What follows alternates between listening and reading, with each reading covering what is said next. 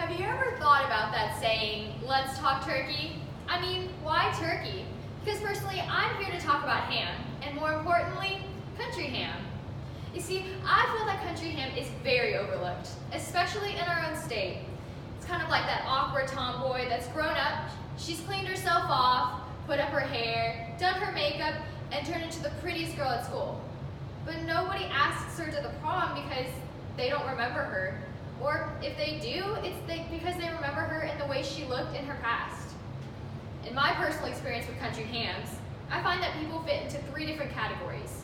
They love it, they don't know what it is, or they had country ham and it wasn't cooked right, and it tasted more like country shoe leather than the tasty country ham that we all know and love. When preparing my speech, I thought about making it cute, maybe even funny. But then I got serious, almost angry about it. I mean, we have such a great product on our hands, and barely anybody knows about it in the world. So how should country ham producers get their product into the hands of more consumers to drive up their sales? What we need is market modernization, product innovation, consumer premiumization, and new markets. How do we go about doing that? Well, first off, let's look at a case study from another industry. We don't have to look very far for an example. There is another Kentucky product that spends a long time in the dark developing its special flavor. And it also had poor sales numbers. Did you know that in the 1970s, bourbon was considered a bottom shelf liquor? Today, it is a booming industry with a high demand of its product.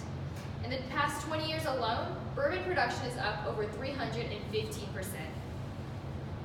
The start of the bourbon boom, as it's called, can be traced back to 1980, when the Wall Street Journal published an article about a tiny, family-owned Kentucky distillery.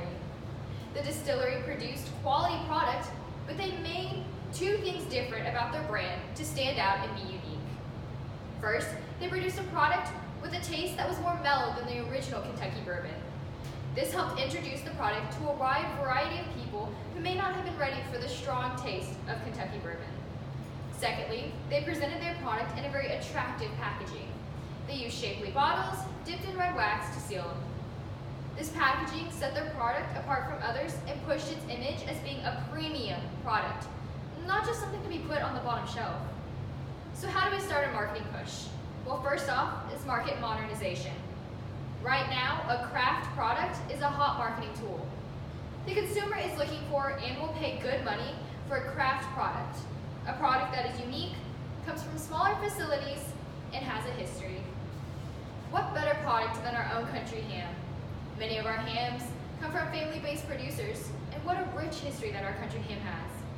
But for the sake of modernization and to remove any preconceived notions based on the name of the product, I suggest that we make a strong push by labeling this as a Kentucky crafted ham.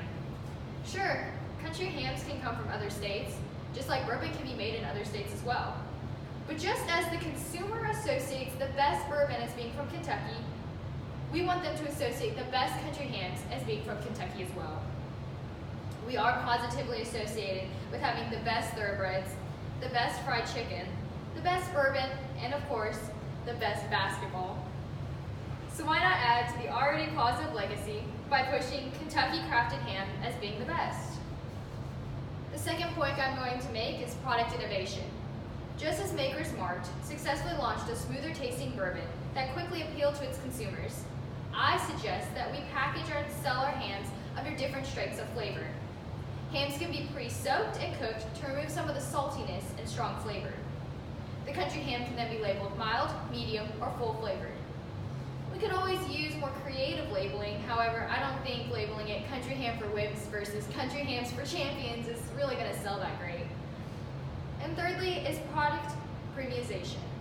When marketing to a new generation of consumers, I believe that we should market our hams as being a premium craft product. There's a whole new generation out there that is willing to pay extra money for something that is perceived as being exclusive or different from the norm.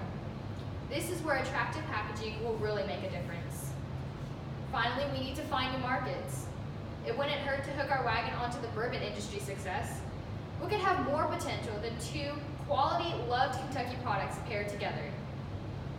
We also need to think outside the box and introduce country ham, or should I say Kentucky crafted ham, into the hospitality industry of restaurants. Then, of course, there's the foreign markets, which have unlimited possibilities. We do have the advantage of the name Kentucky being widely associated with great food and beverage, especially in the heavily populated Asian markets. In the future, I can see Kentucky-based companies offering premium Kentucky crafted country ham. I can see tourists sampling the country ham as they travel the Bourbon Trail. I can see Papa John's offering a country ham and pineapple pizza. I can see Kentucky Fried Chicken offering Kentucky crafted ham in Asia, and Applebee's offering a country ham appetizer to its guests.